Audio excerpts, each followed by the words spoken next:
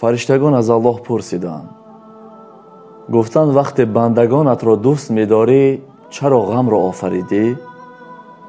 Аллоҳи меҳрабон гуфт, то бандагони ман ғамро набинанд, ба ёди холиқшон намерасанд. имрӯз ки мову шумо ғамгинам ки мешавем, иншааллоҳ ки бар ёди худо боз зиёдтар меафтем. ассалому алайкум ва раҳматуллоҳи ва баракоту ба кулли тамошобинон ва ҳаводорони шабакаи садои умед. вақте ки ширин суҳбат кунем, мегӯянд ки ту худро ширин кардести, золӣ кардести, шайтонӣ кардести, то мардум дар дилат ҷой шавад. вақте ба зарба суҳбат кунем, мегӯянд ки ту ором суҳбат карда наметавонӣ, ҳама метавонад ба зарба суҳбат кардан. як бародаре, агар дида бошед ки дар зидди мо як наворе карду, ман танҳо як сухане гуфтам, ҳамин сухани ман ба ҳамин бародар сахт расидааст.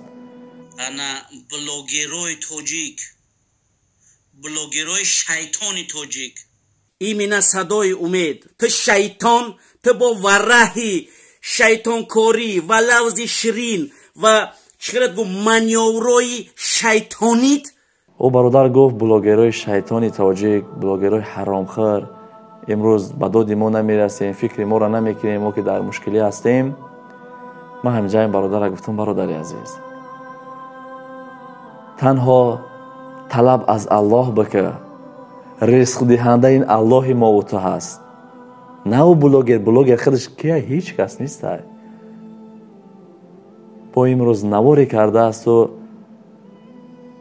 номи моро гирифтаасту, ту шайтоне, ту дар ҳақиқат ҳаромхӯре, ту даҷҷол ҳасти, ту фиребгаре, ту ҳар суханҳои ноҷоиз задагӣ ҳаст. бигзор, ҳар чизе ки мегӣ қабулш дорем. ман бад кардаму ту бад гуфтӣ, аз ман чӣ фарқ дорӣ? аз ман ягон фарқияте надорӣ. ман намехоҳам дар ин моҳи шарифи рамазон як шахсиятро биранҷонам. ман ҳам метавонам ба зарба ба мисли ту суҳбат карда, лекин туро ба Аллоҳ месупорам. ва агар ки ту бихоҳӣ ҳамон кӯмакҳое ки мо баҳри муҳоҷирое ки дураи ватан карда истодаем, ту бубинӣ ба чашмат, бигзор. ина мегузорам худтон тамошо кунед. лекин ҳамаи ҳамин сумое ки дар ҳамин муҳоҷиро гузоштагӣ ҳастанд, ҳамин бародарое ки як чанд рӯз пеш мо сабт карда гузоштем, ҳама маблағҳои шумо ай бародарони азиз. ина мо ҳамин қадари суме ки шумо партофтен, мо баҳри ҳамин бародарон кӯмак карда истодаем. ман як се наворша мегузорам. бародарон аз шумо миннатдорихшонро баён кардагӣ ҳастанд ва барои ҳамин инсоне ки имрӯз мегӯяд ки шумо кӯмак накардестен, барои ҳамин инсон ҳастанд. иншааллоҳ ба ҳазир метавонед тамошо кунед. дахи мо ҳам бо дуо бошед. алайкум раҳматуллоҳ. бародар садои умед, худованд хайри кадагитона ба даргоҳаш қабул фармоед. на бародаро миннатдорихтона чӣ мекунанд, на бо акай дига ҳам амҷод аст, миннатдоритона баён кунед. на иншааллоҳ ҳама да ҳақтон дуогӯҳай бародарое ки саҳми худтона гузарондагианд, ҳаматона худованд садсола кунад, хайр кунад, ба даргоҳаш қабул бифармояд. иншааллоҳ мо да ҳаққи шумо дуогӯем. бародаро аз шаҳри красноярск край, город Абакан. аллоҳ садсолатон кунад. иншааллоҳ мо миннатдорем. ассалому алайкум бародарони ғариб, бародарони дур аз ватан.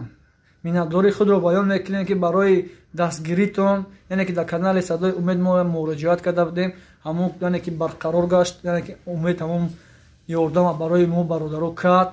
миннатдории худмонро ба бародармон умед мерасонем ки хеле ба худо дастгирӣ хуб кард, хеле пули калон расход кардаем мо.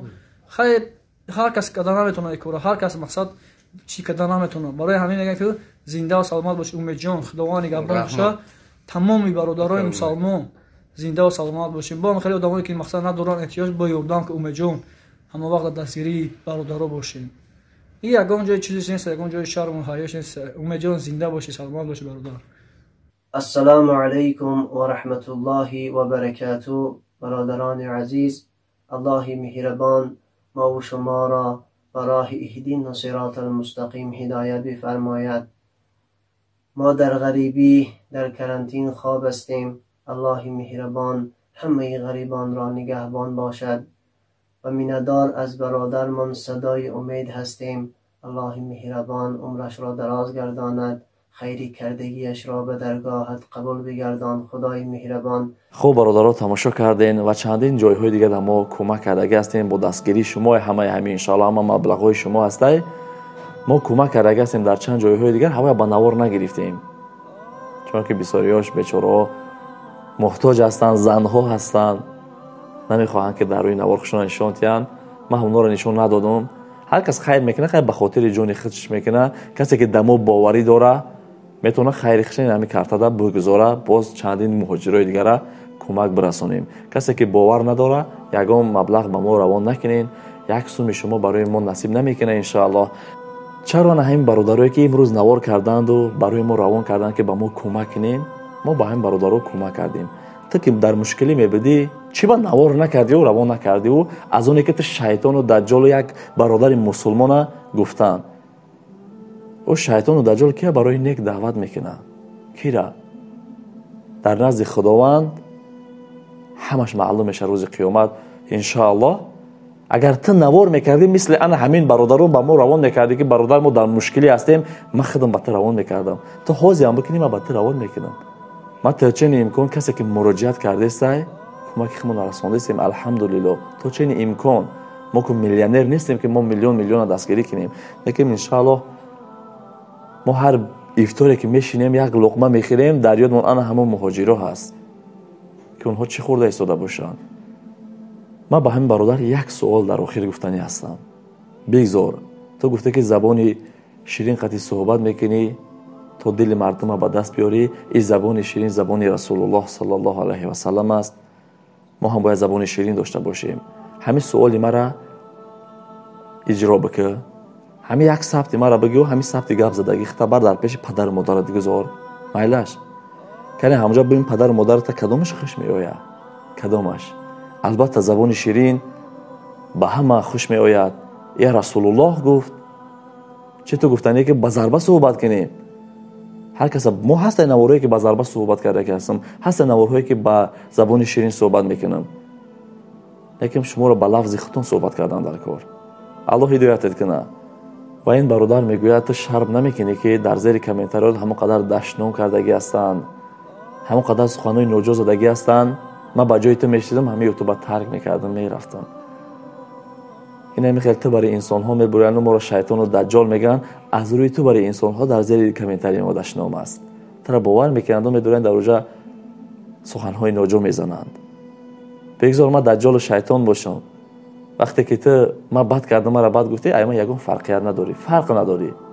فهمیدی برادر؟ وقتی که ما با سخن دشنام همونا و با سخن دشنام تو برای انسانی که خدا عقل تا گرفته، اگر ما با سخن همین شما که این سخنهای حق کی پرتم چگونه مسلمانی میشود؟ چرا رسول خدا را دشنام کردن، تهمت کردن، سخن حق نپرتافت؟ همیشه حرکت میکرد با پیش، همون قدر دوستداراش زیاد شد. امروز ها شما که همون قدر زیاد ما رو دشنام میکنین، همون قدر دوستدارای ما زیاد شده ایستاده است. تو خطا نشان داده استی، تو خطا شیرین کرده استی، از نام مهاجرا استفاده برده استی. ما الحمدلله مهاجرا را همش دوست می‌داریم، همه کمک دم مهاجرا کرده هستند. وقتی که ما همون قدر کمک کردیم تو بر زیاد نبرات خستت کاری کرده استی که همه بلاگرها دیگه در مهاجرا کمک نکنند. باور کنین برادرای عزیز، یک نشسته فکر کنین. خب الله هممون هدایت کنه. در این ماه شریف رمضان کسی که از ما رنجیده باشد عذر زیاد، شما هم نیز ما رو ببخشین. در حق ما با دعا باشین. خداوند نگهبانتون تا نوارهای آینده.